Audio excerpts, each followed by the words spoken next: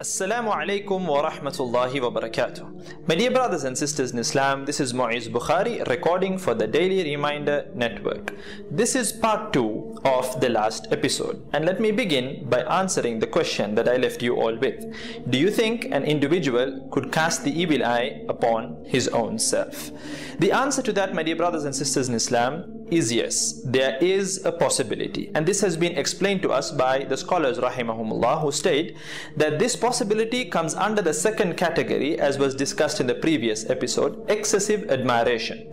Just as how you cannot look at your own children and harbor feelings of jealousy towards them, in general it's admiration. When you start admiring your children excessively, it can result in the evil eye being cast upon them. Likewise, when an individual goes in front of the mirror and looks at his or her reflection, it's impossible for that individual to harbor feelings of jealousy towards himself. So basically it is excessive admiration. When an individual goes in front of the mirror and starts admiring himself or herself, it can result in the evil eye being cast upon that individual by that individual himself. May Allah subhanahu wa ta'ala save us all. Let me give you a real life incident that took place. There was a caliph, a young caliph by the name Sulaiman ibn Abdul Malik. He was a young, handsome caliph. One day he goes to the mirror, and this has been narrated by people who were around him, and this is mentioned in the books of history. He looks at the mirror and he starts to admire himself. He says, wow, what a dashing young boy, along the lines of these words. How young you are, how handsome you are, and you are the caliph, you are so powerful. He starts admiring himself. The people who were around him state that it was not even a month. A month did not pass by after him uttering such statements that he suddenly and very mysteriously passed away. Allahu Akbar. There is another incident. It doesn't talk about self-admiration, but then again about excessive admiration in terms of children. Urwa ibn Zubayr rahimahullah, once he dresses up his child, his young boy, he dresses him up very well, and he takes him, the young child, he takes him to the house of the caliph at that time, who was Walid ibn Abdul Malik.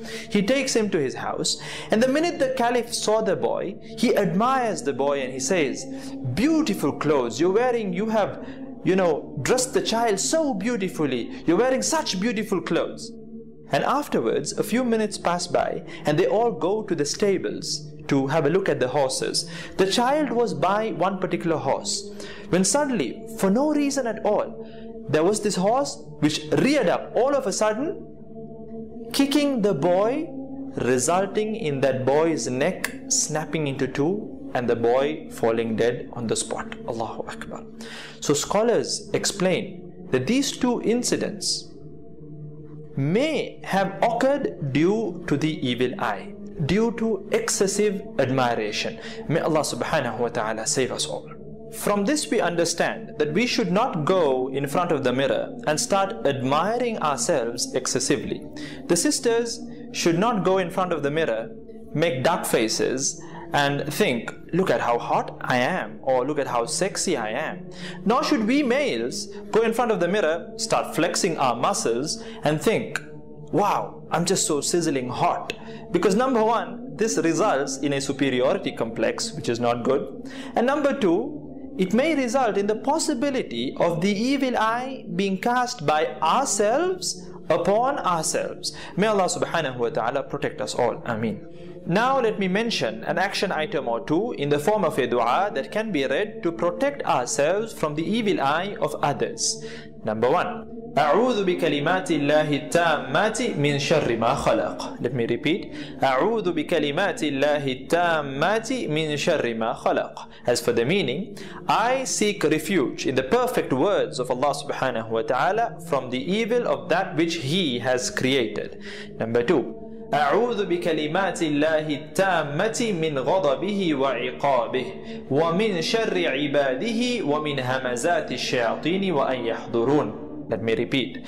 أعوذ بكلمات الله التامة من غضبه وعقابه ومن شر عباده ومن همزات الشياطين وأن يحضرون. As for the meaning, I seek refuge in the perfect words of Allah subhanahu wa ta'ala. I seek refuge in the perfect words of Allah subhanahu wa ta'ala from His punishment and His anger. Min ghadabihi wa iqabi, from His anger and punishment.